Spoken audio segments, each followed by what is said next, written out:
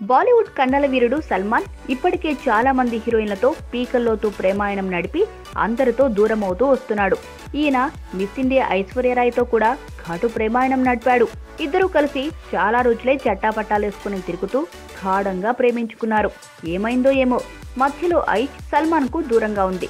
దాంతో కోపంతో రగిలిపోయిన సల్మాన్ బాగా తాగి కారు నడిపి చాలా మంది ప్రాణాలను పొట్టన పెట్టుకున్నాడు.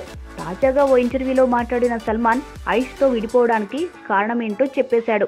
బేసిక్గా తనకు చాలా కోపమని, అందువల్ల ప్రేమలో ఉన్న సమయంలో కూడా ఐశ్వర్య మీద చాలాసార్లు చేయి చేసుకున్నానని అన్నాడు. దాంతో ఈ విషయం పసిగట్టిన ఐశ్వర్య తండ్రి నన్ను చేసుకోవద్దు అని ఆమెకు చెప్పాడట. సల్మాన్ కు చాలా కోపం ఉంది, ఆయన పెళ్లి చేసుకుంటే నీకు సమస్యలు తప్పవు అంటూ హెచ్చరించాడు.